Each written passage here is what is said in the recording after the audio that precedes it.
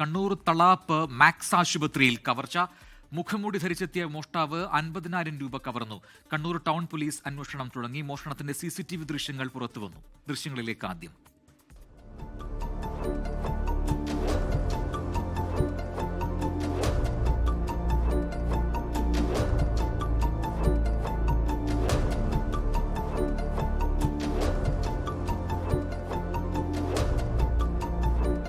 മുഹമ്മദ് റഹീസ് കണ്ണൂരിൽ നിന്ന് ചേരുന്നു കൂടുതൽ വിവരങ്ങളുമായി. റഹീസ്, ഈ ദൃശ്യങ്ങളിൽ നിന്ന് വ്യക്തമാണ് ഇത് രാത്രി സമയത്താണ് ഈ മോഷണം നടന്നിരിക്കുന്നത്. ഇത് ഇവിടെ മറ്റു ആൾക്കാരെ ആരെയും കാണുന്നുമില്ല. 50,000 രൂപ മോഷണം പോയിട്ടുമുണ്ട്. ഇത് പകൽ സമയത്ത് മാത്രം പ്രവർത്തിക്കുന്ന ഒരു ക്ലിനിക്കാണോ? എന്താണ് വിവരം? ഈ ഹോസ്പിറ്റലിന്റെ ഈ ഒരു ഭാഗം, ഈ ഒരു കെട്ടിടം അങ്ങനെ രാത്രി സമയത്ത് പ്രവർത്തിക്കാറില്ല. അപ്പോൾ ഇന്ന് പുലർച്ചെ ഏതാണ്ട് ഒരു 1:30 മണിയോട് കൂടിയിട്ടാണ് ഇത്തരത്തിലൊരു സംഭവം ഉണ്ടാകുന്നത്.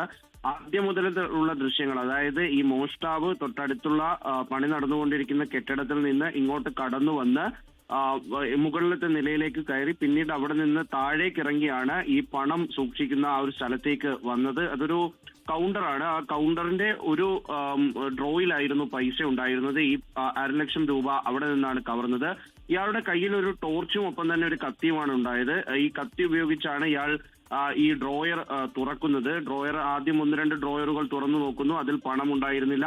പിന്നീട് തൊട്ടടുത്ത ഡ്രോയർ തുറക്കുന്നു. അതിൽ നിന്നും പണം എടുത്ത ശേഷം തിരികെ ഇയാൾ മുകളിലത്തെ നിലയിലേക്കാണ് പോകുന്നത്. അതിനുശേഷം ആ നിലയിൽ നിന്ന് ചാടി ഇറങ്ങി രക്ഷപ്പെട്ടു എന്നാണ് നിലവിൽ പോലീസ് കരുതുന്നത്.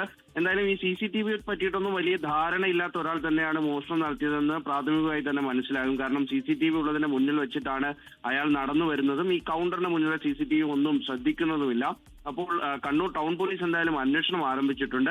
50,000 രൂപയാണ് കവർന്നുകൊണ്ട് പോയിരിക്കുന്നത്. പ്രചിൻ. ശരി, മുഹമ്മദ് റഹീസാണ് കണ്ണൂരിൽ വിശദാംശങ്ങൾ നൽകിയത്. ലോകത്തെവിടെയായാലും ഏത് സമയത്തും 24 വാർത്തകളും ഓഗ്മെന്റഡ് റിയാലിറ്റി പാക്കേജുകളും എക്സ്പ്ലെയിനറുകളും വിശദമായി കാണാൻ ഞങ്ങളുടെ YouTube ചാനൽ നിങ്ങൾക്ക് സബ്സ്ക്രൈബ് ചെയ്യാം.